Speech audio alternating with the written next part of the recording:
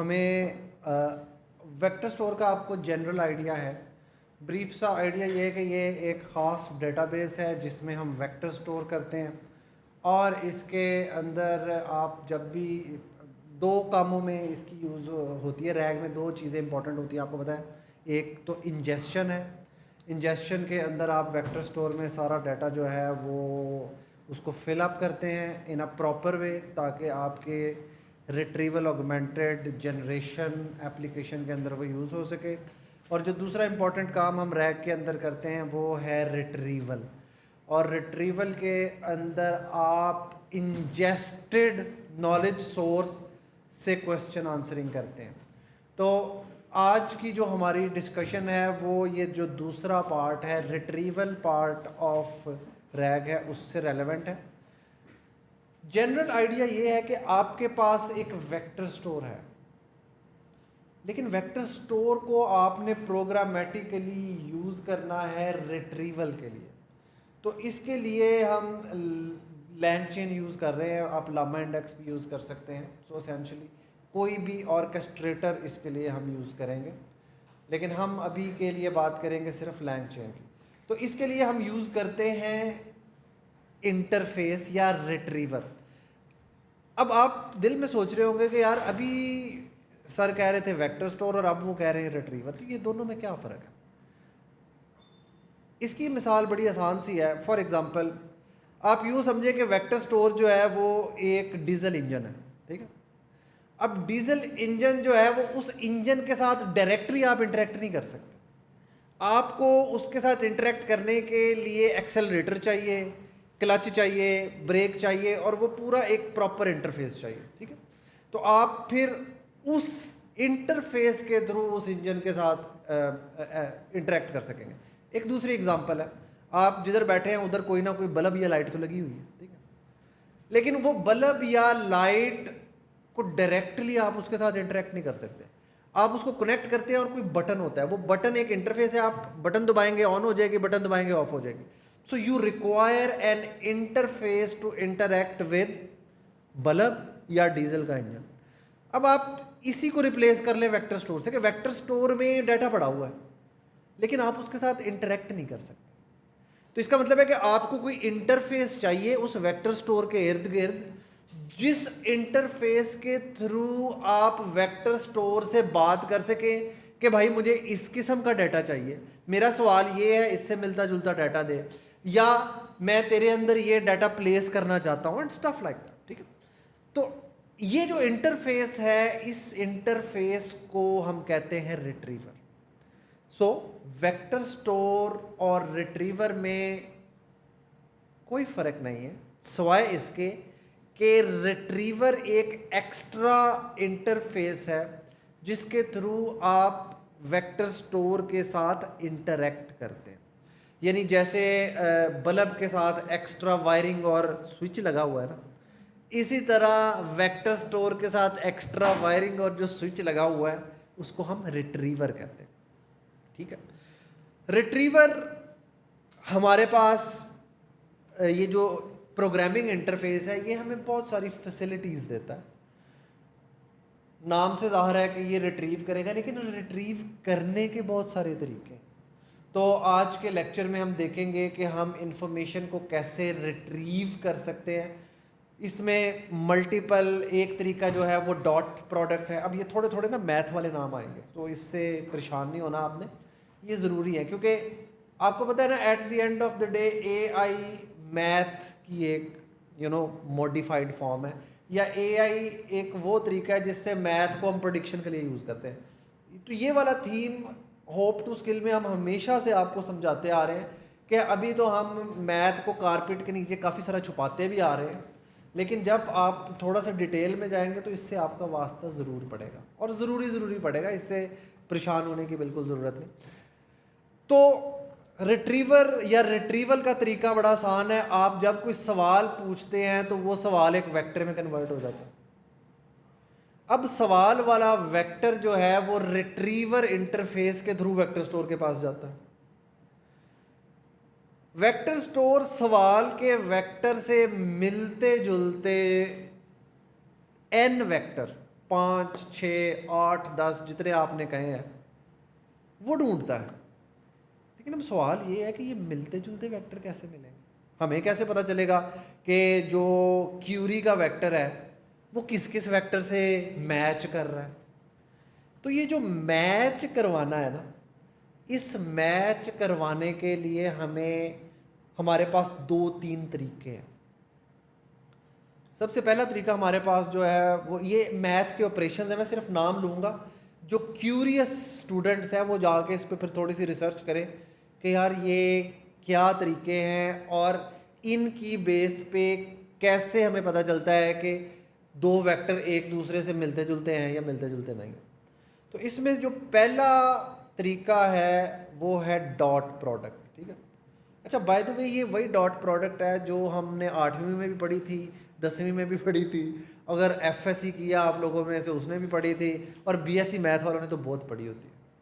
ये एग्जैक्टली वही dot product, कोई फ़र्क नहीं, वेक्टर जो हुए, ठीक है, वेक्टर और डॉट प्रोडक्ट।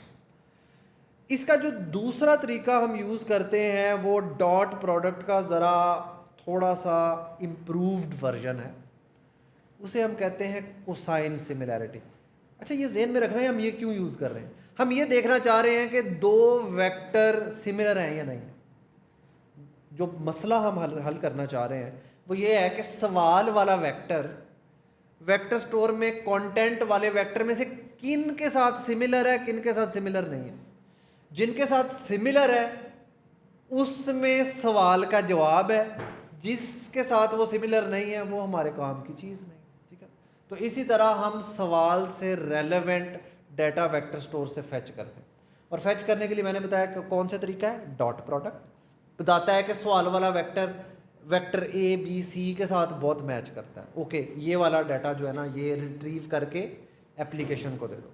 दूसरा तरीका कोसाइन सिमिलैरिटी, डॉट प्रोडक्ट का इम्प्रूव्ड वर्जन है, करता सेम काम है, इनमें फ़र्क ज़रा बारीक सा है, वो हम बाद में डिस्कस करेंगे। फिर एक हमारे पास तीसरा इंपॉर्टेंट तरीका है जिसे हम कहते हैं MMR, maximum margin retrieval.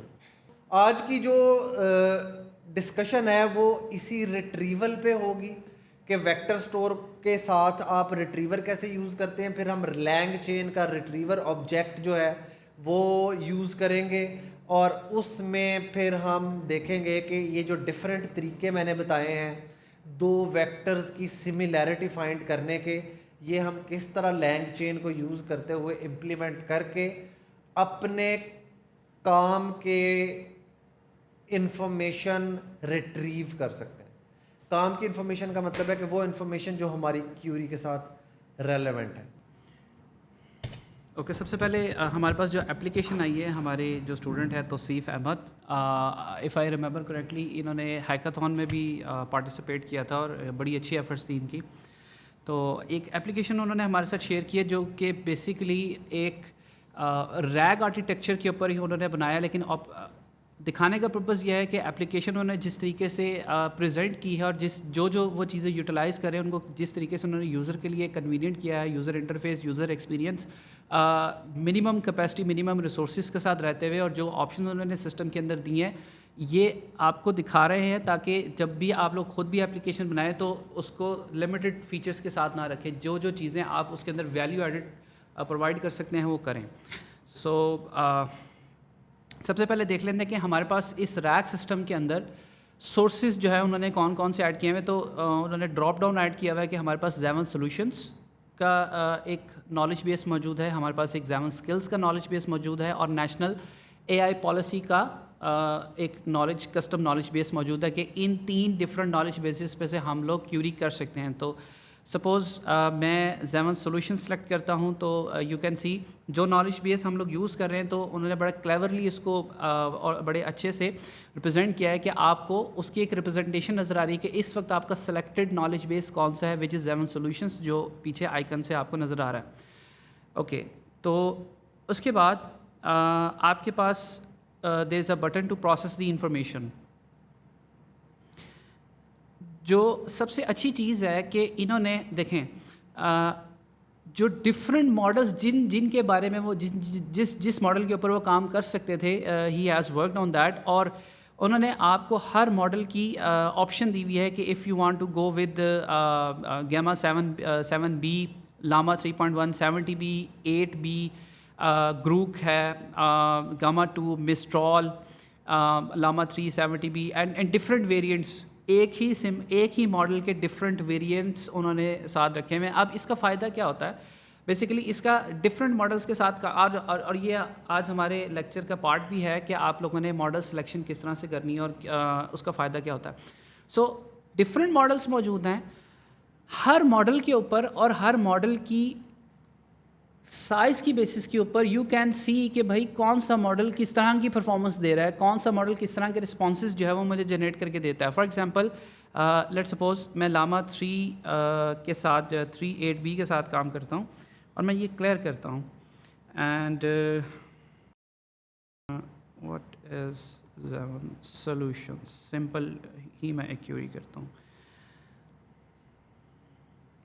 Okay, सो उसने एक रिज़ल्ट मेरे सामने जनरेट किया है कि as per the website content उन्होंने बेसिकली क्या, यहाँ से आपको थोड़ा सा आइडिया भी हो रहा है कि उन्होंने वेब URL लोडर का बेसिकली बैकग्राउंड पे इस्तेमाल किया होगा। उन्होंने वेबसाइट का जो डाटा है वो स्क्रैप किया है और उसको नॉलेज बेस का पार्ट बनाया है, और Xamarin Solutions की जितनी डिटेल है वो आपको यहाँ पे प्रोवाइड कर रहा है। अगर मैं मॉडल चेंज कर लूँ और फिर मैं सेम क्यूरी करूँ तो क्या आंसर आता है? ओके, सो अब देखें मॉडल चेंज होने से जो आपका रिस्पॉन्स है, क्यूरी सेम थी, रिस्पॉन्स ऑल टुगेदर चेंज हो चुका है। क्यों? मॉडल की जो परफॉर्मेंस है, मॉडल का जो साइज़ है, मॉडल के जो पैरामीटर्स हैं वो डिफरेंट हैं, और उसका जो आंसर है वो एक कंसाइज आपको फॉर्म में नज़र आ रहा है। लेकिन इससे पहले जो मॉडल था वो आपको डिटेल्ड रिस्पांस दे रहा था, सेग्रीगेटेड रिस्पांस दे रहा था, हर डिफरेंट पैराग्राफ के अंदर different aspect of the company को उसने डिस्कस किया हुआ था। बट जो अब हमारे पास हमने जब मॉडल चेंज किया है तो अब जो हमारे पास रिस्पांस आ रहा है which is very concise and in a single paragraph. So it depends upon the ability of model, आप कौन सा मॉडल यूज़ कर रहे हैं। ओके, अच्छा, इसके अंदर फिर वॉइस क्यूरी भी एडिड है। वॉइस क्यूरी अब क्योंकि हमारा सिस्टम इस वक्त माइक्स के साथ कनेक्टेड है तो मैं उसको अगर करूँगा भी तो आप लोग उसको सुन नहीं पाएंगे। और let's just try. What is Xamarin Solution? I hope इसने जो है वो उसको पिक कर लिया होगा। ओके, तो उसने Xamarin को 7 कंसिडर किया, बट ओके, सो क्योंकि क्यूरी उसके पास गलत हो चुकी है तो दैट्स वाई उसको उसमें से रिस्पांस नहीं मिलना। बट ये है कि आपका जो स्पीच टू टेक्स्ट वाला मॉड्यूल है वो काम कर रहा है। And the most important thing आपने ये देखा कि इनके सिस्टम ने जैसे ही रिस्पांस जनरेट हुआ है उसी टाइम मुझे रिस्पॉन्ड बैक कर दिया है कि मैंने वॉइस क्यूरी की थी तो उसने मुझे वॉइस के साथ रिस्पॉन्ड किया, लेकिन इससे पहले जब मैं टेक्स्ट के साथ क्यूरी कर रहा था तब उसने मुझे वॉइस में रिस्पॉन्ड नहीं किया। तो this is very intelligent and very good कि आज जिस मोड में मैं इनपुट दे रहा हूँ उसी मोड में मुझे आउटपुट भी मिल रही है। So nicely done. और इसी तरीके से आप देख लें कि आपके पास सेकंड नॉलेज बेस है और उसके अंदर हमारे पास अब मॉडल एक और चेंज कर लेते हैं, गैमा के साथ चले जाते हैं। अच्छा, प्रोसेस कर लेते हैं कंटेंट को ताकि हमारा जो वेक्टर स्टोर है बैक एंड पे वो क्रिएट हो जाए। Okay, what is the policy for the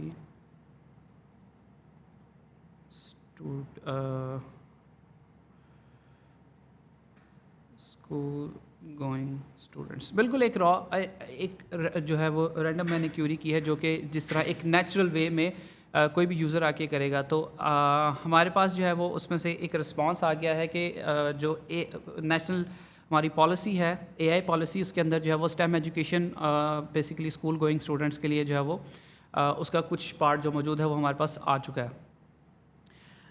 what can be done? इससे ज़्यादा मज़ीद क्या चीज़ें की जा सकती हैं? इस एस्पेक्ट से इस एप्लीकेशन को थोड़ा सा देख लेते हैं, फिर आज के एजेंडे के ऊपर जो है वो क्विकली मूव करेंगे ताकि आप लोगों को इससे मज़ीद जो लर्निंग है वो मिल सके।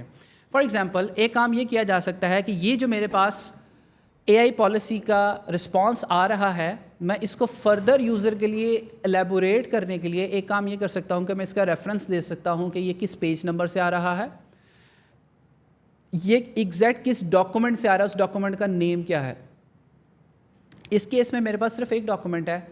In real life, in real application, enterprise level की एप्लीकेशन के ऊपर मेरे पास एक से ज़्यादा मल्टीपल सोर्सेज हो सकते हैं। मेरे पास 50 फाइल्स हो सकती हैं, मेरे पास 100 सोर्सेज हो सकते हैं जहाँ से मैं इंफॉर्मेशन कलेक्ट करके आ रहा हूँ। तो अब मैंने अगर उस सिस्टम से क्यूरी की है और उसने मुझे एक रिस्पॉन्स दे दिया है, how do I validate that response, कि मैं उस रिस्पॉन्स को किस तरह से चेक करूँगा कि जो ये रिस्पॉन्स दे रहा है वो ठीक है या नहीं।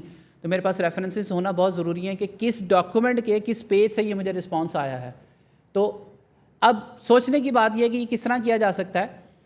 ये तब किया जा सकता है जब आप डाटा लोड कर रहे होते हैं। डाटा जब आप लोड कर रहे होते हैं तो हमने आपको दिखाया था कि आप मेटा डाटा के अंदर फाइल सोर्स नेम, उसका पेज नंबर, हर चंक के साथ, हर पेज कंटेंट के साथ उसका पेज नंबर जो है वो स्टोर करवा सकते हैं। और देन जब आप रिट्रीव कर रहे होते हैं तो उस चंक के साथ उसका जो सोर्स नेम है और पेज नंबर है वो आप रिट्रीव करवा सकते हैं एज अ रेफरेंस। और ये फ़ाइल आप कहीं पे स्टोर भी करवा सकते हैं। फर्दर फीचर दे सकते हैं कि आप मेरे पास 4 रेफरेंस आए हैं और चारों के लिंक्स ये हैं, आपने देखना है, वेरीफाई करना है। क्योंकि मैं सिस्टम पे आया हूँ, मेरे पास इन्फॉर्मेशन नहीं है, मेरे पास वो फाइल नहीं है।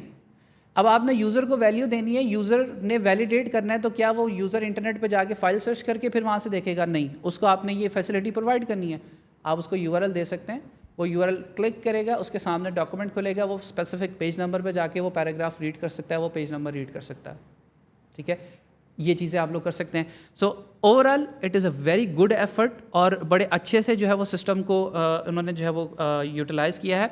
और सबसे इंपॉर्टेंट चीज़ जो यहाँ पे मैं बताना चाहूँगा, लास्ट बात जो है हमारी, जितने मॉडल इन्होंने यूज़ किए हैं ये सारे ओपन सोर्स हैं।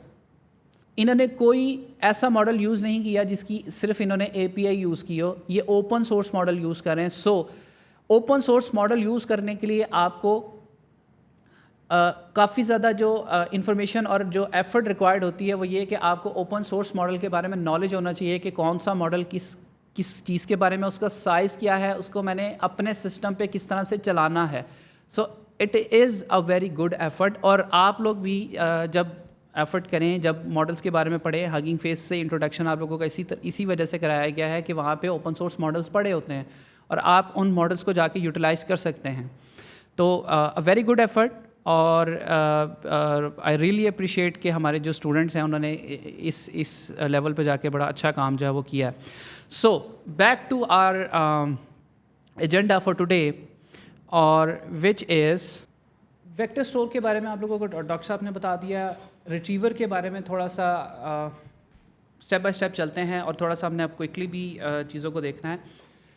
तो जब आपने एक सिस्टम डेवलप कर लिया है, आपने सिस्टम डेवलप करने से मुराद है कि आपने इंजेक्शन पाइपलाइन बना ली, अपना डाटा आपने वेक्टर स्टोर में रख दिया है। अब द नेक्स्ट थिंग इज़ कि आपने उस डाटा को एफिशिएंटली यूज़ करना है अपनी वो रिक्वायर्ड इंफॉर्मेशन रिट्रीव करने के लिए, वापस लाने के लिए, ताकि आप यूज़र को उसकी सवालों का जवाब दे सकें, उसकी क्यूरी का रिस्पांस दे सकें। तो इसके लिए बेसिकली क्या किया जाता है, जो सिंपलेस्ट फॉर्म आप कह सकते हैं कि आप इंफॉर्मेशन रिट्रीवल के लिए यूज़ कर सकते हैं, वो वेक्टर स्टोर्स को एज अ रिट्रीवर के तौर पे यूज़ कर सकते हैं। बेसिकली कहने का मतलब क्या है?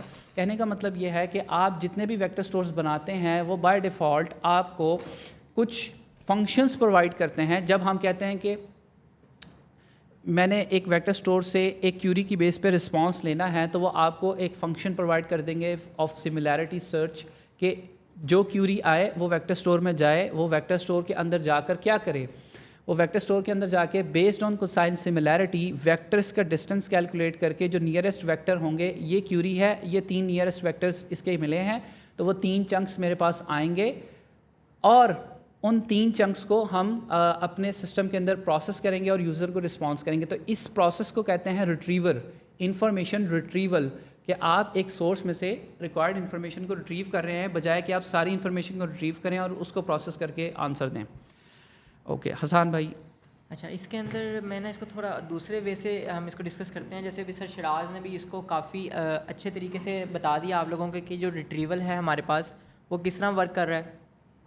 हारिस भाई ने भी इसको देख लिया। अब हम इसको इस तरह देख लेते हैं कि हमने जब ये रैग की जो एप्लीकेशन या रैग जो हमने पढ़ना शुरू किया, हमारा जो मकसद था वो हमारा ये था कि हमने अपने डाटा सोर्स को अपने LLM के साथ कनेक्ट करना है। अल्टीमेटली गोल हमारा ये था।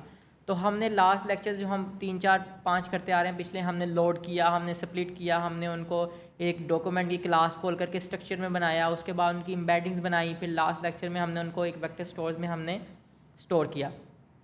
तो अब ये रिट्रीवल क्यों इतने मोस्ट इंपॉर्टेंट है ये टॉपिक, क्योंकि हमने अब जब LLM से इंटरेक्ट करना है तो वो रिट्रीव करके फिर हमने करना है, क्योंकि अब डाटा तो हमने लोड कर लिया है। अब हमने जब LLM से इंटरेक्ट कैसे करना है, वो डाटा हमने इंटरेक्ट करवाना है, वो डाटा कैसे रिट्रीव होगा वो चीज़ आज हमने देखनी है। तो ये चीज़ इसलिए भी बहुत इंपॉर्टेंट है सीखना कि एट द एंड हमने वो डाटा अब लेकर कैसे आना है।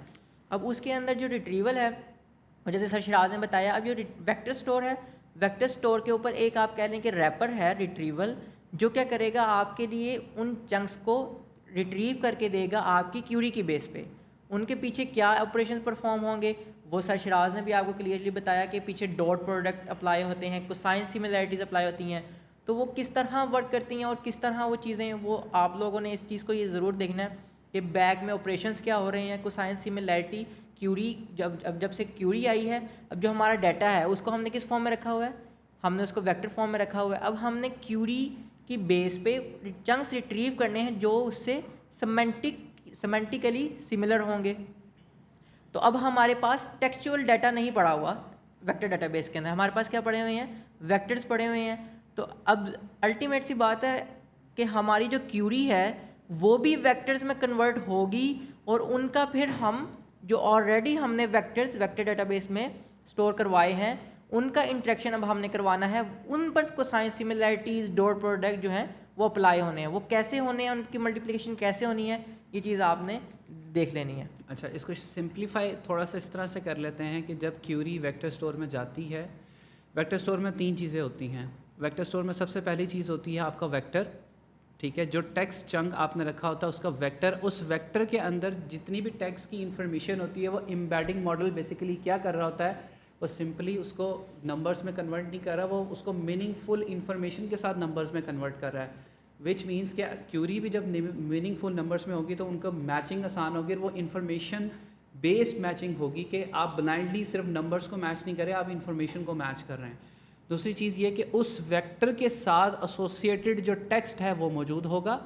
तीसरी चीज़, उस वेक्टर और चंक टेक्स्ट चंक के साथ एसोसिएटेड मेटा डाटा मौजूद होगा। तो ये 3 चीज़ें आपके पास एक वेक्टर स्टोर में मौजूद होती हैं। अगर आप मेटा डाटा प्रोसेस नहीं करते, जो बेसिक मेटा डाटा है वो तो सिस्टम का उसके साथ मौजूद रहेगा, बट इट इज़ ऑब्जर्व्ड और एक्सपीरियंस के साथ Meta data is really important जब भी आप किसी भी सिस्टम के साथ काम कर रहे हैं, क्योंकि इनिशियल लेवल पे जब आप सिस्टम बना रहे होते हैं you do not have the idea about the data exactly, लेकिन जब इन फ्यूचर में जब पिक्चर क्लियर होती है, क्लाउड्स आपके हटते हैं ज़रा, आपको बिगर पिक्चर नज़र आना शुरू होती है डाटा की, तो देन यू रिग्रेट कि अगर आपने सिस्टम के अंदर मेटा डाटा ऐड नहीं किया हुआ तो आपको बहुत ज़्यादा अगेन एफर्ट करनी पड़ती है। तो जब आप रिट्रीव करते हैं तो मैचिंग तो वेक्टर की बेसिस पे होती है, लेकिन जो वेक्टर्स मैच होते हैं हमारे पास सिर्फ उसका एसोसिएटेड मेटा डाटा और सिर्फ उसका टेक्स्ट चंक आता है, वेक्टर नहीं आता। ये बात बहुत इंपॉर्टेंट है कि जब हम एक वेक्टर स्टोर के अंदर रिट्रीवल कर रहे होते हैं तो क्यूरी हमारी वेक्टर फॉर्म में गई, हमारा सारा डाटा वेक्टर की फॉर्म में पड़ा जो कि मैच हो रहा है। अब सपोज 4 वेक्टर मैच हो गए, मेरे पास वो वेक्टर्स नहीं आएंगे, मेरे पास उन वेक्टर्स के साथ एसोसिएटेड टेक्स्ट चंक और मेटा डाटा आएगा जिसको मैंने प्रोसेस करना है। हम सिर्फ वेक्टर्स को यूज़ कर रहे हैं मैचिंग के लिए, मैथमेटिकल ऑपरेशंस के लिए, क्योंकि हम टेक्स्ट पे उस तरह से काम मैथमेटिकल ऑपरेशंस परफॉर्म नहीं कर सकते, लेकिन टेक्स्ट को बाद में हम यूज़ करते हैं इस काम के लिए। अब यहाँ से आगे बात चलती है 2 हमारे पास जो रिट्रीवर्स हैं जिनको हमने बड़े ध्यान से देखना है। सबसे पहला ये सिमेंटिक सर्च। जब हम सिमेंटिक सर्च कर रहे होते हैं बेसिकली हमारे पास कोसाइन सिमिलैरिटी कैलकुलेट हो रही है जिसके ऊपर हम बड़ी दफ़ा डिस्कशन कर चुके हैं, और वो क्या करता है कि जितने सिमिलर हमारे पास वेक्टर्स मौजूद होते हैं वो लेके आता है। वो 4 हो सकते हैं, वो 5 हो सकते हैं, वो 10 हो सकते हैं, डिपेंडिंग अपॉन योर डेटा और क्यूरी। वो आपके पास आएंगे और आप उसको प्रोसेस करके जो है वो आउटपुट में दे देंगे। इसके बाद एक चीज़ जो आती है वो ये है कि हमारे पास सिमेंटिक सर्च की बिल्कुल डिस्कशन हम लोगों ने कर ली है, ये आपके पास उसका जो कंटेंट है स्लाइड्स में मौजूद है, यू कैन रीड दैट।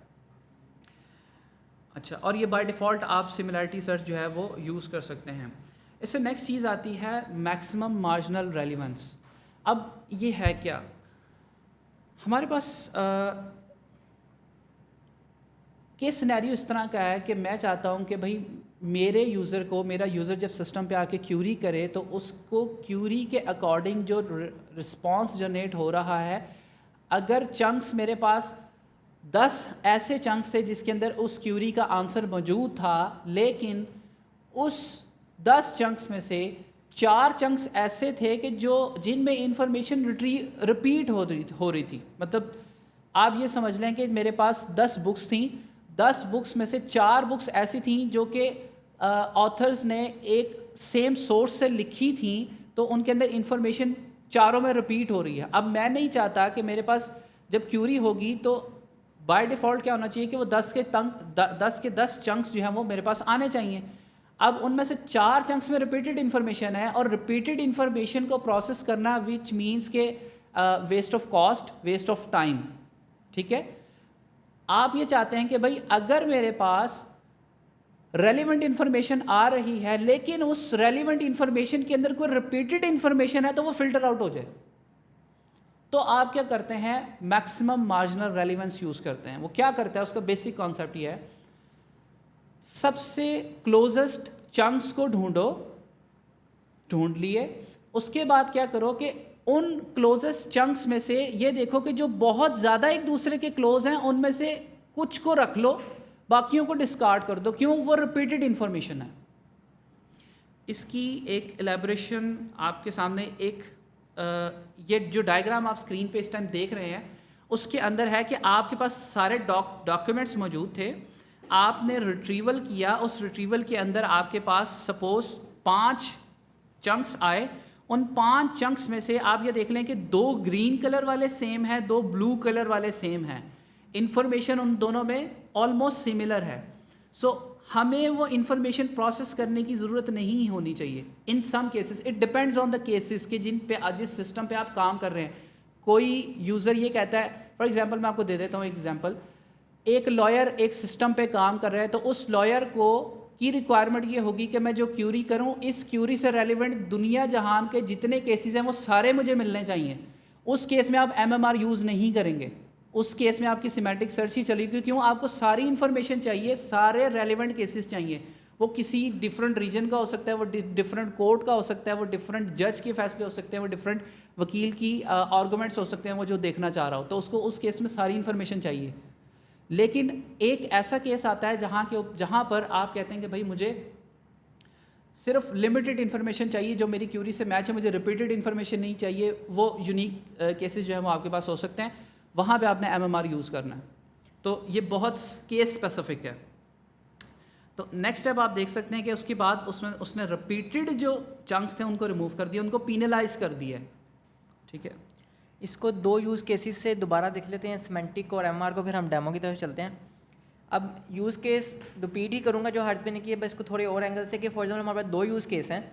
एक में हम क्या चाहते हैं, अब जैसे अभी हमने क्या कहा, सिमेंटिक में क्या होगा कि सेम चंक्स आ सकते हैं, उनकी सिमेंटिक सेम होंगी, मतलब डिफरेंट है लेकिन डाटा एक ही को उसमें एड्रेस कर रहा है वो चीज़ को। तो अब क्या करेंगे, हमारा एक ऐसा यूज़ केस है जहाँ पे क्यूरी जो है उससे रिलेटेड जितने भी रेलिवेंट जो चंक्स हों वो आएँ, और जो मोस्ट रेलिवेंट हैं उसी से हमारा आंसर बने। तो हम किसकी तरफ जाएंगे, हम सिमिलैरिटी सर्च की तरफ जाएंगे कि हमारे पास वही चंक आए जो बिल्कुल एग्जैक्ट उससे मैच हो रहे हैं, तो हम सिमिलैरिटी सर्च की तरफ चल जाएंगे। लेकिन हमारा एक यूज़ केस ऐसा है कि जहाँ पे हम रिस्पॉन्स के अंदर डाइवर्सिटी चाह रहे हैं। फॉर एग्जांपल हम चाह रहे हैं कि अगर वो क्यूरी की और से वो मल्टीपल चंक से उसने सिमिलैरिटी की, 4 जो थे वो बिल्कुल सेम थे, 2 थे वो फिर उससे डिफरेंट थे, जो बाकी 4 थे वो फिर डिफरेंट थे। तो जो अब डाइवर्सिटी किस तरह आएगी, 4, अब हमने यूज़ केस बनाया कि 4 सेम है चंक्स, 2 चंक्स सेम है और फिर 4 चंक्स सेम है।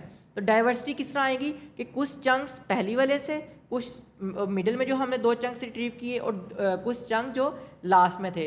तो जब हम उनमें से कुछ फ़िल्टर आउट करेंगे, कुछ उनमें से हाईएस्ट वाले हम पिक कर लेंगे, तो हमारे पास एक तो उससे रेलेवेंसी भी आ गई हमारी क्यूरी से और हमारे पास डाइवर्सिटी भी आ गई। तो जहाँ पे आपको रिस्पॉन्स के अंदर डाइवर्सिटी चाहिए, आपको एमएमआर की तरफ जाना पड़ेगा और आपको एमएमआर को यूज़ करना पड़ेगा इन सिंपल वर्ड्स में। ओके, यहाँ पे अब थोड़ी सी मज़ीद इन्फॉर्मेशन वो ये कि अभी हम आपको सिर्फ वेक्टर स्टोर एज रिट्रीवर पढ़ा रहे हैं, सारे रिट्रीवर नहीं पढ़ा रहे। इसके अलावा भी बहुत सारे रिट्रीवर्स मौजूद होते हैं। अगर आप लैंग चेन पे जाकर लिखें रिट्रीवर लैंग चेन, तो आपको बहुत सारे रिट्रीवर्स मिलेंगे। मल्टी क्यूरी रिट्रीवर मिल सकता है आपको, कंप्रेशन कॉन्टेक्चुअल कंप्रेशन का आपको रिट्रीवर मिल सकता है। There are lot of retrievers जो कि आपको लैंग चेन का फ्रेमवर्क भी प्रोवाइड करता है, लेकिन ये वो हैं जो बहुत ज़्यादा बेसिक और बहुत ज़्यादा जिसे कह लें कि एक यूज़फुल आपके पास, जिनके सबसे ज़्यादा जो मोस्ट कॉमनली यूज्ड हैं वो हम आपको बता रहे हैं इस टाइम। लेकिन अगेन आपको अपनी प्रॉब्लम का, अपने डाटा का और जिस तरह की क्यूरी सिस्टम को समझने के लिए ना सबसे इम्पॉर्टेंट जो चीज़ें होती हैं वो ये कि मेरा डाटा किस तरह का है, मेरी एप्लीकेशन का एंड यूज़र कौन है। अगर मेरी एप्लीकेशन एक स्पेसिफिक नीश के मतलब लोगों में जा रही है जो अपनी डोमेन का बड़ा अच्छा नॉलेज रखते हैं, फॉर एग्जांपल मेरी एप्लीकेशन लॉयर्स के पास जा रही है या मेरी एप्लीकेशन एक लेमैन के पास जा रही है। लेमैन किस तरह की क्यूरीज कर सकता है मेरे सिस्टम से, एक एजुकेटेड पर्सन या एक स्पेसिफिक डोमेन का जो एक्सपर्ट है वो किस तरह के क्वेश्चन कर सकता है, उसके हिसाब से आपने फिर अपना सिस्टम बनाना था। मिसाल के तौर पर अगर मैं ऐसा सिस्टम जो कि एक बिल्कुल एक्सपर्ट के लिए बनाया गया है, सब्जेक्ट मैटर एक्सपर्ट के लिए बनाया गया है, उसको मैं एक लेमैन को दे दूंगा तो वो बिल्कुल वे क्यूरी करेगा जो कि आपके सिस्टम के अंदर रेलिवेंसी क्रिएट करना ही एक प्रॉब्लम हो जाएगा। क्यूरी इतनी वेग है कि आपका सिस्टम में इंफॉर्मेशन मौजूद है लेकिन आप मैच नहीं करवा पा रहे क्योंकि क्यूरी के अंदर वो रेलिवेंट वर्ड्स ही मौजूद नहीं है जो कि उस डोमेन से रेलिवेंट हों। ओके, तो आपका सिस्टम फेल होना स्टार्ट हो जाएगा। तो ये चीज़ें बहुत ज़्यादा इंपॉर्टेंट है। तो ये चीज़ें आपने देखनी भी हैं कि मल्टी क्यूरी रिट्रीवल क्या है, कॉन्टेक्सचुअल कंप्रेशन के अंदर क्या है, तो इससे आपको आइडिया होगा। जैसे हारिस भाई ने बात की कि अगर हमने लेमैन को पकड़ा दिया है लेकिन हमने अब वो चेंज नहीं करना चाह रहे डाटा, हम चाह रहे हैं कि हमारा एग्जिस्टिंग प्रोजेक्ट ही लेमैन को भी एड्रेस करे, तो फिर हमने कौन सा रिट्रीवल यूज़ करना है। तो ये चीज़ आपने देखनी है कि हम मल्टी क्यूरी की तरफ जाएंगे कि किस और रिट्रीवल की तरफ जाएंगे कि हमारी ये नीड भी पूरी हो जाए इस चीज़ ओके, इससे आगे दो रिट्रीवर्स हैं, उनका मैं आपको आइडिया देता हूँ। इसके फ़ौरन बाद हम डेमो में चलते हैं और डेमो के बाद हमारी कन्वर्सेशन होगी LLMs के ऊपर, ठीक है। SVM और TF-IDF बेसिकली ये दो रिट्रीवर्स इस तरह के हैं कि पहले TF-IDF से स्टार्ट कर लेते हैं। ये भी एक रिट्रीवर है और ये रिट्रीवर बेसिकली क्या करता है कि इस रिट्रीवर की ख़ास बात यह है कि ये वर्ड्स के ऊपर ज़्यादा फोकस कर रहा होता है। ये उन वर्ड्स को ज़्यादा देख रहा होगा या तो जो मोस्ट रिपीटेड हैं या जो मोस्ट डाइवर्स या इम्पॉर्टेंट वर्ड्स हैं हमारे सिस्टम के अंदर। और SVM भी बेसिकली क्या है कि SVM कुछ लोगों ने में भी पढ़ा हो, मशीन लर्निंग का एक सिंपल एक मॉडल है सपोर्ट वेक्टर मशीन। वो बेसिकली क्या करता है कि कंपोनेंट्स को उनकी मैचिंग हो रही होती है बेसिकली जो मोस्ट रेलिवेंट कंपोनेंट्स होते हैं। इसके अंदर भी यह है कि आपके पास, और ये चंक्स ऑफ टेक्स्ट के ऊपर उस तरह से काम नहीं करेगा। इसको आपने इस वजह से इनको हमने सेपरेट रखा है, उसके ऊपर मैं डिस्कशन कर रहा हूँ। जहाँ पे आपके पास काम आ जाता है ना स्पेसिफिक ऐसी प्रॉब्लम जहाँ पे एक क्यूरी से ज़्यादा आपको ज़्यादा इंपॉर्टेंस मिल रही है या यूज़र की तरफ से जो इनपुट आ रही है वो कीवर्ड्स हैं, जो टेक्स्ट के वर्ड्स हैं, 3 से 4 आपको सिर्फ वर्ड्स मिल रहे हैं, कोई प्रॉपर क्यूरी नहीं मिल रही उस सिस्टम के अंदर, वहाँ पे ये वाले आप रिट्रीवर्स यूज़ कर सकते हैं। इनकी इंपॉर्टेंस जो है वो वहाँ पे ज़्यादा होगी। लेकिन ये आपके जो चंक है, आपका जो टेक्सचुअल चंक है, उसके ऊपर भी काम कर सकते हैं और करेंगे भी, हम आपको दिखाएंगे भी। लेकिन जो इसका स्पेसिफिक टारगेट है एप्लीकेशन के हवाले से वो मैंने आपको बता दें कि जहाँ पे ज़्यादा इंपॉर्टेंस आपके सेंटेंस के अंदर कुछ स्पेसिफिक वर्ड्स के ऊपर हो, कुछ टोकन्स के ऊपर चल रही हो। So let's I think dive into the demo, hands on practice करते हैं जनाब।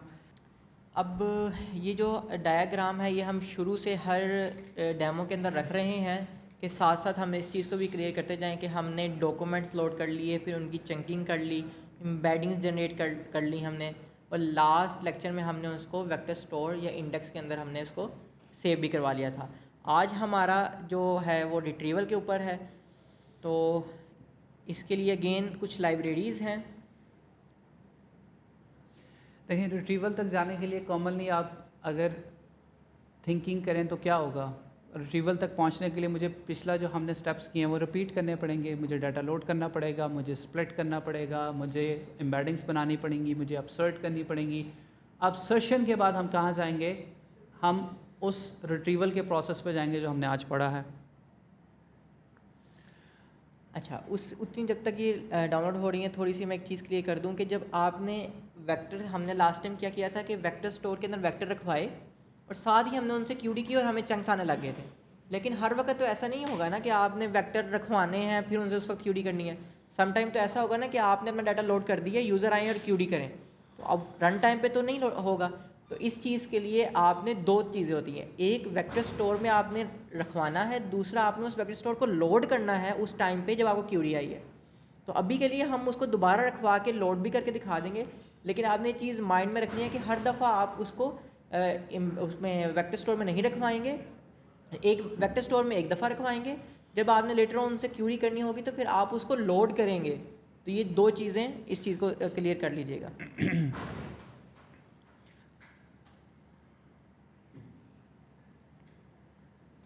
बेसिकली आपका टास्क एक बन गया ना कि आप लोगों ने एक एग्जिस्टिंग वेक्टर स्टोर जो आप लोग ऑलरेडी बना चुके हैं उसको आपने विदाउट कि आप दोबारा उसमें डॉक्यूमेंट्स अपलोड करें उसको लोड करना है और उससे ही दोबारा आपने जो है वो क्यूरी जो है वो क्यूरीज करनी है। इस चीज़ को एक्सप्लेन दोबारा भी करता हूँ। ये हगिंग फेस की क्लास है जो हमने यूज़ किया लैंगचेन से ही, और यहाँ पे हमने एक एम्बेडिंग मॉडल जो कि हमने हगिंग फेस से ही यूज़ किया है, और इसको हमने कैसे देखना है ये हम काफ़ी लेक्चर में बता चुके हैं और हमने देखा भी है कि एम टैब की आप वेबसाइट पे जाके डिफरेंट एम्बेडिंग मॉडल देख सकते हैं। अब यहाँ पे अगेन अभी के लिए हम लोड कर देंगे। सॉरी,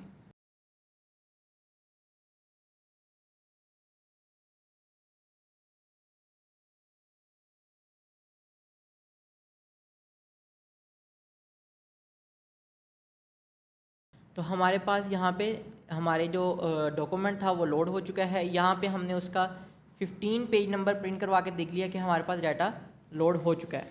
अगेन हम उसको स्प्लिट करेंगे। स्प्लिटर्स में हम recursive character text splitter use करेंगे। चंक साइज़ हमने 1500 रखा है उसका, और ओवरलैप हमने उसका 150 रखा है। ओवरलैप क्या चीज़ है ये हम ऑलरेडी देख चुके हैं। अभी हम क्या करेंगे, जो हमने लास्ट टाइम किया डॉक्यूमेंट की क्लास के अंदर हम उसको अपने डाटा को स्ट्रक्चर करेंगे। अब हमारा जो डाटा है वो डॉक लिस्ट के अंदर स्ट्रक्चर हो चुका है, और यहाँ पे हम उसको डॉक लिस्ट पास की, ये जो हम लास्ट लेक्चर में देख चुके हैं। एम्बेडिंग मॉडल पास किया हमने, उसको क्यूडेंट की यूआरएल पास किया, क्यूडेंट की और कलेक्शन नेम पास किया कि ये किस कलेक्शन के अंदर जाके वेक्टर स्टोर के अंदर सेव होने चाहिए। और यहाँ पे मैं एक बात बता दूँ कि ये जो इस टाइम आप जो नोटबुक देख रहे हैं इसके अंदर हम लोगों ने जो कीज़ हैं, अगेन आई रिपीट कि उसको हमने आप लोगों की आसानी के लिए और समझाने के लिए इसको हमने इस तरह से रखा हुआ है। लेकिन इन प्रैक्टिस जब हम जब कोई भी एप्लीकेशन डेवलप कर रहे होते हैं तो कभी भी हम कीज़ जो प्राइवेट कीज़ होती हैं उनको हम सीक्रेट कीज़ होती हैं एक्सपोज नहीं करते इन एनी केस। तो इससे जो हमारी नेक्स्ट रिकॉर्डेड आपके पास वीडियो आएगी उसके अंदर प्रॉपर ये तरीका आप लोगों को बताया जाएगा कि आपने एक प्रोजेक्ट सेटअप कैसे करना है, उस प्रोजेक्ट के अंदर आपने जितने सीक्रेट प्राइवेट कीज़ होंगी उनको किस तरह से सिक्योर करना है और उसको अपने प्रोजेक्ट में किस तरह से यूज़ करना है। तो वो उस वीडियो के अंदर हमारा टारगेट बेसिकली ये होगा कि आपको जितने स्टैंडर्ड कोडिंग स्टैंडर्ड्स हैं, जिस तरह से इंडस्ट्री के अंदर जो काम हो रहा है वो उस प्रैक्टिस के ऊपर आपको लोकल मशीन के, क्योंकि अभी तक हम क्लैब पे काम कर रहे हैं। जब आपने एक्चुअल प्रोजेक्ट बिल्ड करना है तो वो आपने क्लैब पर नहीं करना, आपने अपने आईडीई के ऊपर एक इन्वायरमेंट क्रिएट करके वहाँ पे काम करना है। तो अब नेक्स्ट टारगेट हमारा ये है कि आपको वो इन्वायरमेंट बनाना सिखाएं, उस इन्वायरमेंट के अंदर फिर आप लोग अपना जो प्रोजेक्ट जितना भी आप लोगों ने सीखा है उसको उसके अंदर इम्प्लीमेंट करें। ओके अच्छा, अब हमारे पास यहाँ पे क्योंकि हमने अभी इंजर्शन की तो अब यहाँ पे वो ऑटोमेटिकली इस वेरिएबल के अंदर लोड भी हो चुका है वेक्टर स्टोर। लेकिन जब आपने इसको इम्प्लीमेंट करना है तो आपने इसको लोड करना है, या एक दफ़ा इंजर्शन कर लें आप, फिर आप नेक्स्ट यूज़ केस बनाएं अपनी प्रैक्टिस के लिए कि आप उस वेक्टर स्टोर को, उस कलेक्शन को स्पेसिफिकली सिर्फ लोड करें और फिर उससे क्यूरी करके देखें। अब यहाँ पे मेरे पास क्यूडन था, मेरे पास ये क्वेश्चन है, और यहाँ पे मैंने सिमिलैरिटी सर्च लगाई और मेरे पास यहाँ पे, अब यहाँ पे पैरामीटर्स हैं के का। अब ये के क्या चीज़ है कि आपको रिटर्न के अंदर जितने चंक्स चाहिए आप यहाँ पे वो मेंशन करेंगे। आप यहाँ पे 2, 5, 10 अपनी नीड के मुताबिक, फॉर एग्जांपल आपका रिस्पांस एक प्रॉपर, आप कह रहे हैं ब्रीफ रिस्पांस होना चाहिए, आप चंक ज़्यादा कर लें। आपकी नीड के मुताबिक आप यहाँ पे के की वैल्यू चेंज भी कर सकते हैं अपनी नीड के मुताबिक। बिल्कुल। अब यहाँ पे हम उसमें से देख लेते हैं कि हमारे पास जो 0 चंक आया था उसमें पेज कंटेंट हमने प्रिंट करवा के देख लिया। अब ड्रॉबैक जो है वो सिमिलैरिटी सर्च के, वो थोड़े से हम ये देख लेते हैं। वो भी हारिस भाई ने भी बता दिया कि हम MMR कब यूज़ करेंगे और सिमिलैरिटी सर्च कब यूज़ करेंगे। सिमिलैरिटी सर्च का भी देखा कि आपको मोस्ट रिपीटेडली चंक्स भी आ सकते हैं जिनकी जो एड्रेस एक ही बात को कर रहे होंगे। MMR के अंदर डाइवर्सिटी आ जाएगी आपकी। तो ये वही ड्रॉबैक्स हैं जो हम ऑलरेडी इसको देख चुके हैं। बेसिकली उनको दिखा देना कि हमने ये जो चंक्स हैं, अब यहाँ पे हम देखेंगे कि 0 चंक जो है हमारा और जो पहला चंक है वो सेम आ चुका है, ठीक है। वो क्यों कि उनकी वो सिमिलैरिटी जो थी वो उन चंक से मोस्ट रेलिवेंट थी, तो इसलिए वो चीज़ हमें सेम रिटर्न करवा दी, जो कि हम ऑलरेडी ड्रॉबैक्स इसके डिस्कस कर चुके हैं। और इसमें मतलब ये भी हो सकता है कि आपके सिस्टम के अंदर अगर डुप्लीकेट वेक्टर्स मौजूद हैं या कुछ फाइल्स ऐसी थी जो कि डुप्लीकेट थी बट उनके नेम डिफरेंट थे और आपने उसको अननोइंगली इंसर्ट कर दिया इन योर वेक्टर डेटाबेस। तो ये बहुत कॉमन केस है कि आपके पास मतलब 2 से लेकर अप टू 10 आपको सेम चंक्स मिल रहे हैं, सेम वेक्टर्स मिल रहे हैं और वो आपके सिस्टम का पार्ट बन रहे हैं और आपको वो LLM कॉस्ट भी डाल रहे हैं, आपको टोकन कॉस्ट भी डाल रहे हैं और ऑब्वियसली आपके सिस्टम के अंदर लेटेंसी भी क्रिएट कर रहे हैं। उसको फिर एड्रेस किया हमने MMR के थ्रू। MMR में अगेन हम क्वेश्चन पास कर रहे हैं और के की वैल्यू पास कर रहे हैं। के की वैल्यू मैंने आपको बता दी। इसको जब हम रन करते हैं और अब जब हम देखते हैं तो हमारे पास 0 चंक तो वो सेम आया जो हमें सिमिलैरिटी सर्च से भी आया था। अब जो फर्स्ट चंक आया था हमारे पास सिमिलैरिटी सर्च में वो सेम था, लेकिन अब आप जब यहाँ देखेंगे तो हमारा वो कंटेंट चेंज हो गया है। क्यों? उसमें डाइवर्सिटी आ गई है MMR के थ्रू। तो ये चीज़ सिमिलैरिटी सर्च का जो ड्रॉबैक था वो MMR ने फुलफ़िल कर दिया हमारी वो चीज़। अब एक यूज़ केस आपका ऐसा आया कि आपने डाटा पुश किया, उसके अंदर आपने मेटा डाटा के अंदर वैल्यूज़ रखवाई। अब मेटा डाटा में हमने बताया, हारिस भाई ने, हम कई लेक्चर्स देखते आ रहे हैं, आपने कौन सी वैल्यूज़ रखवानी है, वो रखवानी है जो आपको रिस्पॉन्स क्रिएट करते हुए जो आपको हेल्प करें। अब आपने मेटा डाटा में कोई चीज़ रखवाई थी, फॉर एग्जाम्पल पेज नंबर रखवाया था, और आपका यूज़ केस ये आया कि आपने यूज़र ने कहा कि मुझे वो चंक्स चाहिए जो इस स्पेसिफिक पेज नंबर के ऊपर हों। अब आप चंक्स रिट्रीव करेंगे वो तो सिमिलैरिटी सर्च के ऊपर आएंगे, वो तो जो आप उनको क्यूरी देंगे उसकी बेस पे जिससे वो सिमिलैरिटी सर्च मैच हुई, कोसाइन सिमिलैरिटी का जिससे उससे ज़्यादा स्कोर करीब मिला वो वापस उसको रिट्रीव कर देगा। लेकिन आपका यूज़ केस तो ये है कि जो स्पेसिफिक पेज नंबर के चंक्स चाहिए, तो उस चीज़ के लिए हम रिट्रीवल के अंदर फ़िल्टर्स अप्लाई करते हैं कि जो चंक्स भी हमें रिट्रीव होंगे वो उन स्पेसिफिक जगह, जो उन स्पेसिफिक पेज नंबर से रिलेटेड होंगे तो वही हमें आएंगे। अब जैसे मैंने यहाँ पे सिमिलैरिटी सर्च लगाई। अब जैसे मैंने ऊपर अगर मैं आपको दिखाऊँ, मैंने सिमिलैरिटी सर्च जब लगाई थी तो यहाँ पे मैंने क्वेश्चन और के की वैल्यू सिर्फ पास की थी। लेकिन अगर अब आप देखें तो मैंने एक फ़िल्टर की भी पास की है उसको, जिसके अंदर मैंने उसको बताया कि मेरी जो की है वो आपने कौन सी देखनी है, पेज जो कि मैंने मेटा में रखवाया था, और वो किससे मैच करना चाहिए, उसकी वैल्यू होनी चाहिए 3। इट्स मीन कि जिससे मेरी चंक्स मैच हों। उसके बाद आपने ये फ़िल्टर भी अप्लाई करना है कि उसका पेज नंबर जो मेटा डाटा में पड़ा हुआ है क्या वो 3 है। अगर तो 3 है तो मुझे रिटर्न करना है, वरना वो रिटर्न आपने नहीं करना। तो इस चीज़ को हम कहते हैं कि आपने मेटा डाटा पे फ़िल्टरिंग अप्लाई करनी है। अब मैं आपको इसका एक यूज़ केस बताता हूँ। वो यूज़ केस आप इस तरह से देख लें कि एक सिस्टम आपके पास बना हुआ है जिसके अंदर आप यूँ समझ लें कि आपके पास 5 लाख या 10 लाख डॉक्यूमेंट्स हैं। अब इस लेवल के ऊपर आपके पास जब इतने ज़्यादा डॉक्यूमेंट्स आ जाएंगे तो क्या अब एक क्यूरी करेंगे और वो 10 लाख डॉक्यूमेंट्स के जो समझ लें कि 50 लाख या 1 करोड़ वेक्टर्स बने होंगे, तमाम 1 करोड़ वेक्टर्स के साथ उसकी सिमिलरिटी सर्च करवाएंगे और फिर आप रिजल्ट रिट्रीव करेंगे? क्या आपका सिस्टम वो फिजिबल ही नहीं रहेगा। तो फिर आपको क्या करना पड़ेगा? फॉर एग्ज़ाम्पल आपने एक ऐसा डाटा लिया जो कि आपने, मैं बताता हूँ आपको, एक एग्जांपल देता हूँ। आपने हाउस की या प्रॉपर्टी से रिलेटेड इंफॉर्मेशन ली। आप चले जाएं for example US, Canada, US चले जाते हैं। अब यूएस में 52 स्टेट्स हैं, इससे ज़्यादा भी हो सकती हैं, कम भी हो सकती हैं। अब आपने सारी स्टेट्स का डाटा लिया और आपके पास वो तकरीबन कुल मिला के 1500 डॉक्यूमेंट्स बने हर स्टेट के। अब आप जब क्यूरी करेंगे किसी स्पेसिफिक इंफॉर्मेशन से रिलेटेड, प्रॉपर्टी से रिलेटेड, तो क्या वो सब में जानी चाहिए? वो सब में नहीं जानी चाहिए। वो किस तरह से जानी चाहिए? वो किसी स्पेसिफिक प्रॉपर्टी, फॉर एग्जांपल वो हाउस से रिलेटेड प्रॉपर्टी है या वो कोई कमर्शियल बिल्डिंग से रिलेटेड प्रॉपर्टी है, उसका फ़िल्टर होना चाहिए ताकि मेरा हाफ से ज़्यादा डाटा फ़िल्टर आउट हो गया। फिर उसके बाद वो किसी स्पेसिफिक स्टेट से रिलेटेड होनी चाहिए कि मैं जो क्यूरी कर रहा हूँ और मेरे पास जो वेक्टर्स आने चाहिए और जो रिस्पांस मुझे चाहिए वो रेलिवेंट तो हो, लेकिन वो कैलिफोर्निया स्टेट का हो, उस कैलिफोर्निया स्टेट के अंदर वो स्पेसिफिक एक कमर्शियल बिल्डिंग का होना चाहिए। तो अब आपने फ़िल्टर के थ्रू क्या कर दिया? बहुत ज़्यादा नैरो डाउन कर दिया अपनी सर्च को, और अब आपका जो सिस्टम आपको सर्च रिजल्ट्स रिट्रीव करके देगा वो बहुत क्विक होंगे, और आपने अपने यूज़र को भी फैसिलिटेट कर दिया कि आप उसको फ़िल्टर की ऑप्शन दे रहे हैं। अगर वो फ़िल्टर की ऑप्शन नहीं देंगे तो आपके सिस्टम, मैंने आपको बताया कि वो कितना ज़्यादा स्लो होगा और उसको क्या क्या काम करने पड़ेंगे। तो it all point outs to कि आपने अपना डाटा किस तरह से प्रोसेस किया है और आप अपने डाटा को कितना अच्छा समझते हैं, अंडरस्टैंड करते हैं, और अंडरस्टैंडिंग के बाद ही आप अपने सिस्टम को पुश कर सकते हैं वेक्टर स्टोर में। क्यों? अगर आपके पास 15 लाख 1.5 मिलियन डॉक्यूमेंट्स हैं तो क्या आप उनको दोबारा अपसर्ट कर सकते हैं इतने बड़े सिस्टम के अंदर? अगेन, जितनी बड़ी उसकी कॉस्ट आएगी, जितना वो टाइम लेगा और जितनी ज़्यादा आपको उससे रिलेटेड जो एक बैक फायर अपना जो है वो बर्दाश्त करना पड़ेगा in the form of client के, he will not be happy कि आपने पहले सोच के डाटा क्यों नहीं इंसर्ट किया। ठीक है, क्वेश्चन ये आया कि फ़िल्टर से क्या मुराद है, और हमने अभी जो सिस्टम देखा उसमें डिफरेंट नॉलेज बेस से, तो क्या वो उससे रिलेटेड है? मैं आपको इसको एक इमेजिन करके दिखाता हूँ।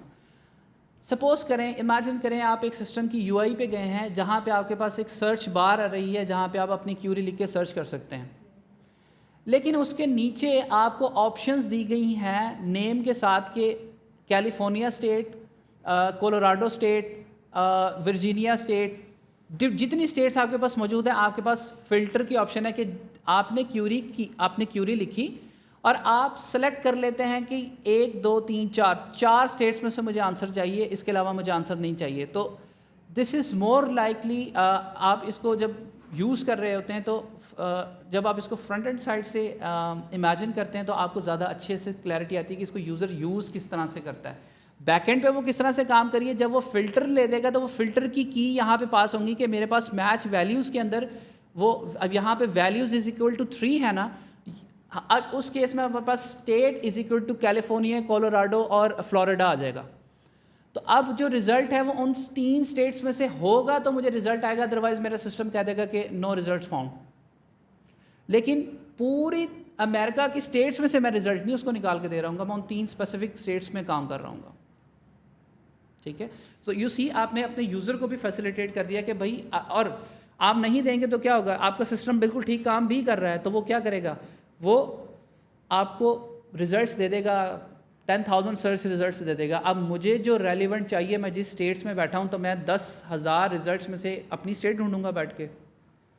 तो इट इज़ ऑल अबाउट कि आप अपने सिस्टम को कितना अच्छा से बनाते हैं और यूज़र के लिए कितना अच्छा एक्सपीरियंस क्रिएट करते हैं कि वो कितना कंफर्टेबली उस सिस्टम के अंदर नेविगेट कर रहा है।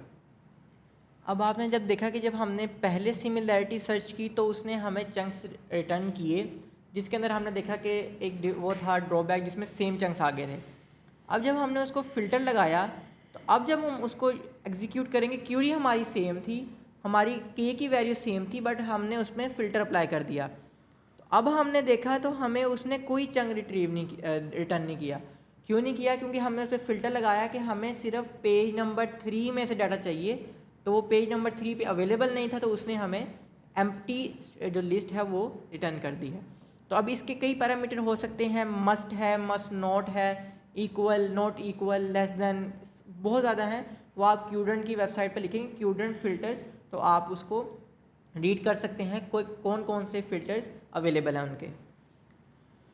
अब अदर टाइप्स ऑफ रिट्रीवल्स में हम देख लेते हैं जो अभी हमने डिस्कस किया, SVM है और TF-IDF रिट्रीवल हैं। इसके अंदर हमने अच्छा, यहाँ पे ना एक इम्पॉर्टेंट चीज़ जो आप लोगों ने देखनी है वो ये कि SVM रिट्रीवर के अंदर आपने एम्बेडिंग मॉडल जो है वो पास किया हुआ है, बट जो आपका TF-IDF रिट्रीवर उसके अंदर कोई एम्बेडिंग मॉडल नहीं है, उसमें सिर्फ टेक्स्ट जा रहा है, ठीक है, और वो उस टेक्स्ट की बेसिस के ऊपर जो है वो काम कर रहा है। और मैंने आपको पहले भी बताया कि TF-IDF basically is more focused on words के, वो जो मोस्ट रिपीटेड वर्ड्स हैं उनको फोकस कर रहा होता है, जो मोस्ट इम्पॉर्टेंट वर्ड्स हैं, डिफरेंट वैरायटी ऑफ वर्ड्स हैं, उनको टारगेट कर रहा होता है। अब हम इसके अंदर क्यूरी हमारी सेम है, तो हमने यहाँ पे इसको जब हमने गेट रेलिवेंट डॉक्यूमेंट के फंक्शन में हमने वो क्यूरी पास की, तो उसने हमें वहाँ से जो रेलिवेंट चंक था उसका वो हमें रिटर्न कर दिया। सेम ऐसे TF-IDF रिट्रीवल के साथ हमने वो उसमें वो अपनी क्यूरी पास की, तो हमें उसने भी कुछ डॉक्यूमेंट एज अ डॉक्यूमेंट जो है वो हमें रिटर्न करवा दिया। अब इसके अंदर जो देखने वाली चीज़ है जो हमने आपके लिए है वो यही है कि आपने अभी हमने जो लास्ट टाइम डेमो किया था उसके अंदर हमने क्यूडेंट और पाइनकोन दोनों की हमने यहाँ पे डेमो शो किया था आपको। लेकिन जब हमने आज यहाँ पे हमने आपको जब लोड करके उस पर क्यूरी करके दिखाया, वो हमने क्यूडेंट से आपको करके दिखाया। तो आपने दो चीज़ें करनी है कि आपने क्यूडेंट को एक्सप्लोर करना है कि जो लोड करने वाली चीज़ तो हमने कर ली, आपने क्या करना है कि आपने उसमें डाटा लोड किए बगैर उसको क्यूडेंट के उस कलेक्शन को लोड करना है जिससे आपने क्यूरी करनी है। आपने इंजर्शन कर लेनी है, उसके बाद आपने उसको इंजर्शन नहीं करनी दोबारा, आपने सिर्फ उसको लोड करना है और फिर उससे क्यूरी करनी है। फिर आपने उस पर फ़िल्टर अप्लाई करने हैं डिफरेंट किस्म के। फिर आपने पाइनकोन पे सेम आपने इम्प्लीमेंटेशन करनी है और आपने फिर देखना है पाइनकोन पे आप फ़िल्टर कैसे अप्लाई करेंगे। और फिर आपने ये देखना है कि पाइनकोन के फ़िल्टर्स और क्यूडेंट के फ़िल्टर्स कौन कौन से हैं, पाइनकोन कौन से फ़िल्टर्स ऑफर करता है, क्यूडेंट कौन से फ़िल्टर ऑफर करता है। फिर आपके पास जबकि प्रोजेक्ट आएगा तो आप देखेंगे कि मेरा प्रोजेक्ट ये है, इसकी नीड इस तरह की है, तो मैंने ये फ़िल्टर्स लगाने हैं फ्यूचर में। तो फिर आप उस पर आप डिसीजन ले सकेंगे कि मैंने पाइनकोन को यूज़ करना है, मैंने क्यूडेंट को यूज़ करना है। ओके, अब आज का जो लास्ट टॉपिक है मोस्ट इम्पॉर्टेंट, उसकी तरफ आते हैं और क्विकली फिर इसको वाइंड अप करते हैं। इससे नेक्स्ट हमारी जो सबसे इम्पॉर्टेंट कंपोनेंट होगा हमारे रैक सिस्टम के अंदर वो LLMs हैं।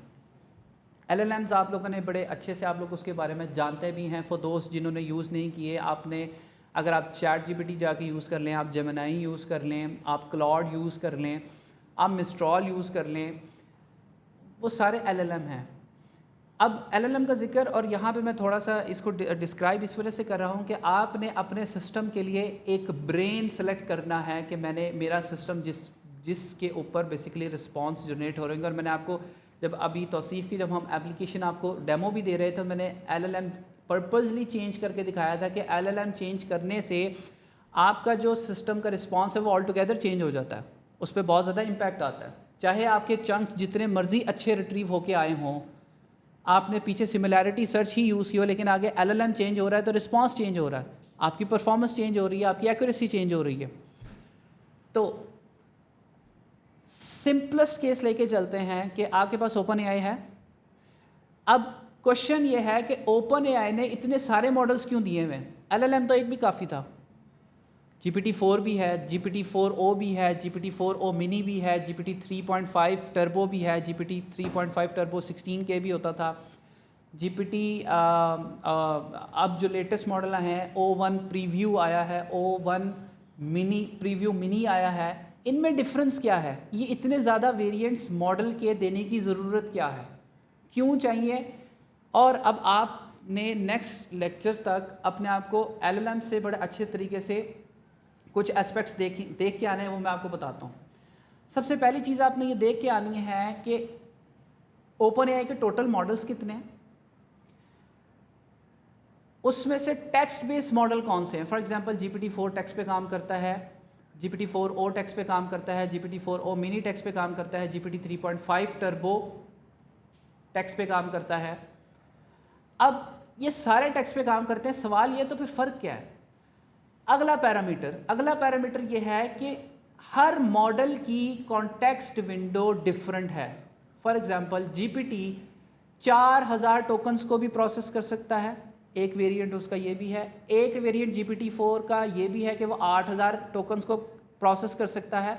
एक उसका 32,000 टोकन्स को भी प्रोसेस कर सकता है। अब आपने कौन सा यूज़ करना है?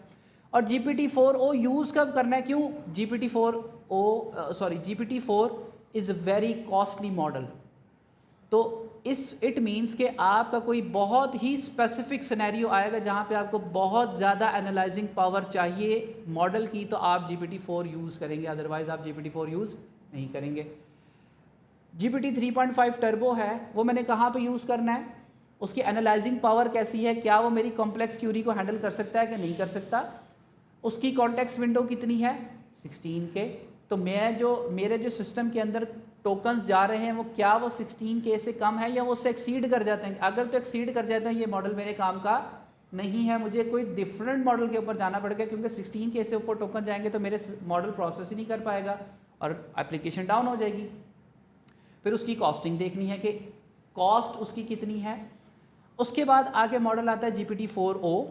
अब GPT-4o का क्या डिफरेंस है? GPT-4o आपके पास मल्टी मॉडल है। मल्टी मॉडल से क्या मुराद है कि वो आपकी इनपुट इमेजेस की फॉर्म में भी ले सकता है, उसको एनालाइज भी कर सकता है इमेजेस को, वो टेक्स्ट पे भी अप्लाई हो सकता है, ठीक है। अब उसकी कॉन्टेक्स्ट विंडो कितनी है? उसकी क्या कहते हैं, उसकी कॉन्टेक्स्ट विंडो हो गई, उसकी एनालाइजिंग पावर सबसे इंपॉर्टेंट, और उसकी प्राइसिंग। कॉन्स्टेंट आपने देखना है कि कॉन्टेक्स्ट विंडो, एनालाइजिंग पावर और प्राइसिंग, जहाँ पे आपकी लो प्राइस पे मुनासिब एनालाइजिंग पावर के साथ आप काम चला सकते हैं, you are okay to use that model. अब एक डिस्टिंक्शन आती है। अब आप मॉडल्स देख रहे होंगे जो कंपनीज़ की तरफ से आ रहे हैं। एक मॉडल आएगा GPT-4o, फिर उसके साथ मॉडल आ जाएगा GPT-4o मिनी। छोटे मिनी मॉडल्स की क्यों ज़रूरत है? अब इसका बड़ा स्पेसिफिक यूज़ केस हम लोग देखते हैं। हमने रैक सिस्टम बनाया, GPT-4o ट्रिलियंस ऑफ पैरामीटर्स पे ट्रेंड है, ट्रिलियंस ऑफ पेजेस का डाटा उसमें मौजूद है। और जब मैं रैक सिस्टम बनाता हूँ तो सबसे पहली गार्ड रेल में क्या लगाता हूँ कि मेरे कस्टम नॉलेज से बाहर कोई इन्फॉर्मेशन मुझे नहीं चाहिए। तो मुझे क्या ज़रूरत है कि मैं GPT-4 यूज़ करूं जो कि इतना बड़ा मॉडल है, जिसके अंदर इतना ज़्यादा नॉलेज है, जिसको मैंने यूज़ ही नहीं करना, मुझे सिर्फ एनालिसिस पावर चाहिए। तो फिर इसलिए आपके पास मिनी मॉडल्स आते हैं, GPT-4o मिनी जो सबसे लेटेस्ट मॉडल्स में से है। उस मॉडल के अंदर नॉलेज कम है लेकिन उसकी एनालाइजिंग पावर ज़्यादा है। अब मुझे रैक सिस्टम में मॉडल का नॉलेज तो नहीं चाहिए, मुझे मॉडल की क्या चीज़ चाहिए? एनालाइजिंग पावर चाहिए कि वो मेरी इन्फॉर्मेशन को प्रोसेस करके मुझे रिक्वायर्ड फॉर्मेट में करके दे। तो इसका मतलब क्या हुआ कि रैक सिस्टम्स के अंदर बड़े मॉडल को यूज़ करना सूटेबल नहीं है। क्यों? मैंने उसका नॉलेज यूज़ नहीं करना, मैंने उसकी सिर्फ एनालाइजिंग पावर यूज़ करनी है। तो द गो टू मॉडल जो आपको होना चाहिए वो मिनी मॉडल्स होने चाहिए। अब industry is shifting towards mini models. क्यों? आपकी ज़रूरत वो है स्पेसिफिक यूज़ केस के हिसाब से। तो ये सारी, अब ये मैंने आपको ओपन एआई की एग्जांपल दी है। इसी तरह से फिर मिस्ट्रॉल, क्लॉड में मॉडल्स आ रहे हैं। क्लॉड के पास ने आपको मॉडल दिया हुआ है सोनेट 3, ओपस 3, हेकू 3, फिर हेकू 3.5, सोनेट 3.5, ओपस 3.5 आ रहे हैं। इनमें क्या डिफरेंस है और इनके रिजल्ट्स को मैंने कंपेयर कैसे करना है? आप कहीं पे भी जाएंगे ना, आपको एक हिस्टोग्राम चार्ट मिलेगा जिसके अंदर हर मॉडल की परफॉर्मेंस होगी और वो डिफरेंट एस्पेक्ट्स के हिसाब से होगी। वो मैथमेटिक्स में कैसा है, वो जनरल नॉलेज में कैसा है, वो टेक्निकल नॉलेज में कैसा है, वो रीजनिंग में कैसा है।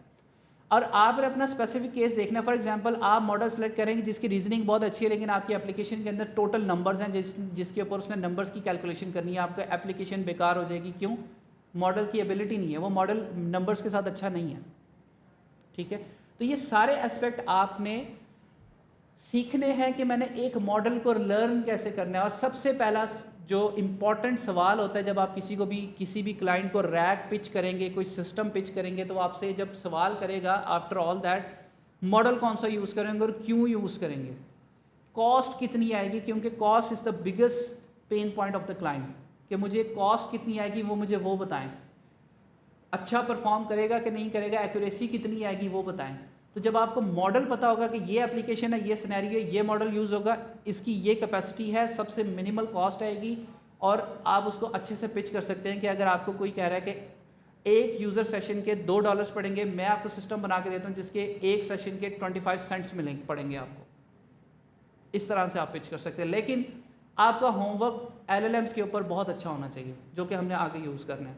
तो अच्छे से जाके LLMs को रीड करें, जितने भी डिफरेंट कंपनीज़ के आपको LLMs के बारे में पता है, do read them, do check it. आपके फिंगर टिप्स पे होना चाहिए कि अगर कोई LLM बताया जा रहा है, क्या वो मल्टी मॉडल है, क्या उनका एम्बेडिंग मॉडल है, उसके क्या स्पेक्स हैं, क्या कॉस्ट है, क्या वो सोल्यूशन वायबल है कि नहीं है। बाज़ वक़्त क्लाइंट आता है कि मुझे ये स्पेसिफिक मॉडल यूज़ करना है, आपने उसका कभी नाम भी नहीं सुना होगा, आप उसको जस्टिफाई कर पाएंगे?